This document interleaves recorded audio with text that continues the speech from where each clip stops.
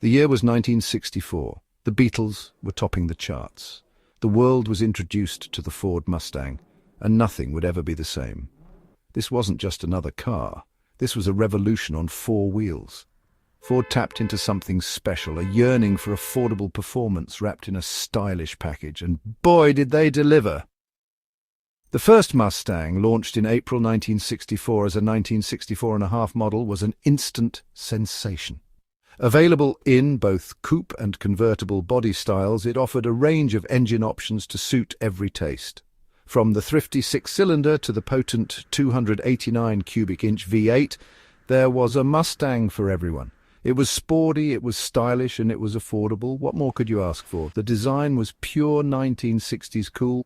Long hood, short deck lid, and a grille that seemed to grin with mischief. It was love at first sight for millions, and the best part, you could personalize it to your heart's content. Ford offered a dizzying array of options, from paint colors to interior trims to performance upgrades. Want your Mustang to be a head-turning street machine? No problem. As with any overnight success story, Ford had to keep the momentum going. The Mustang couldn't just rest on its laurels. The competition was heating up, and Ford needed to up the ante. For the 1967 model year, the Mustang got a bit bigger, a bit bolder, and a lot more powerful. The styling was updated with a more aggressive look. The grille got wider, the side scoops grew larger, and the overall stance became more muscular. But the biggest news was under the hood. Ford dropped in a big block 390 cubic inch V8, creating the Mustang GT. This was a muscle car through and through, capable of giving even the most seasoned performance car enthusiasts a run for their money. Of course, no discussion of this era would be complete without mentioning the Shelby Mustangs. Developed by racing legend Carroll Shelby, these high-performance variants took the Mustang to a whole new level. With their lightweight construction, tuned suspensions, and fire-breathing engines, the Shelby GT 350 and GT 500 were in a league of their own. They dominated on the track and became instant collectibles. You could say the Mustang's design evolution in 1967 to 1968 was like it hit the gym and came out flexing. By the late 1960s, the Mustang had matured into a true performance car icon, but Ford knew they couldn't stand still. The competition was fiercer than ever, and they needed to keep pushing the boundaries.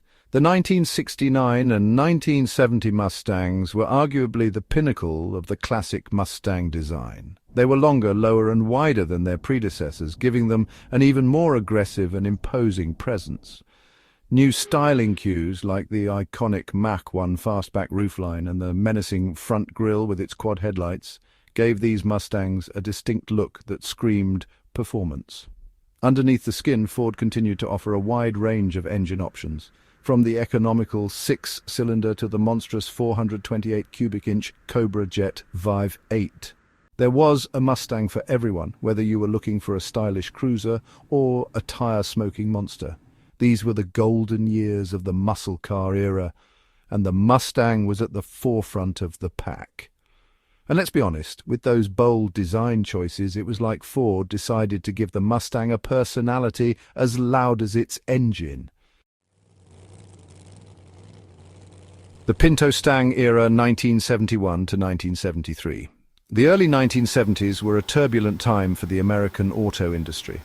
New safety regulations, emissions standards, and an oil crisis forced manufacturers to rethink their strategies. The golden age of muscle cars was coming to an end, and the Mustang, like many of its contemporaries, had to adapt or die.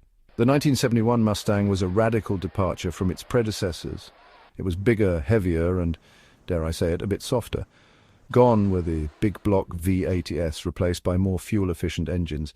The styling was also a major departure, with a long hood and short deck lid that some critics compared to a Pinto. The 1971 to 1973 Mustangs may not have been the most popular, but they served a purpose. They kept the Mustang name alive during a difficult time for the auto industry, and while they might not have had the raw power of their predecessors, they still offered a fun and stylish driving experience. Plus, let's be honest, they were the automotive equivalent of a disco ball. Flashy, but a bit mellow. A glimmer of hope. 1974 to 1978. By the mid-1970s, the oil crisis had eased and the American auto industry was slowly beginning to recover. Ford saw an opportunity to inject some much-needed excitement back into the Mustang lineup. The 1974 Mustang II, as it was called, was a radical departure from its predecessor. Gone was the bloated styling of the 1971 to 1973 models, replaced by a smaller, lighter, and more fuel-efficient design. The Mustang II was actually shorter than the original 1964.5 model, making it a more nimble and fun-to-drive machine. While it might not have had the raw power of the classic Mustangs, the Mustang II offered a balance of performance, style, and affordability that resonated with buyers.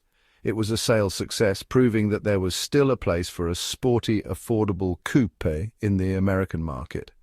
And hey, with its optimistic design, the Mustang II was like the automotive equivalent of bell-bottom jeans, bold, stylish, and a bit of a gamble. Disco fever and malaise 1979 to 1986. The late 1970s and early 1980s were a time of great change for the Mustang. The malaise era, as it's often called, saw a decline in performance and a shift towards more fuel-efficient designs. The Mustang was not immune to these trends. The 1979 Mustang, based on the Ford Fox platform, was a significant departure from its predecessors.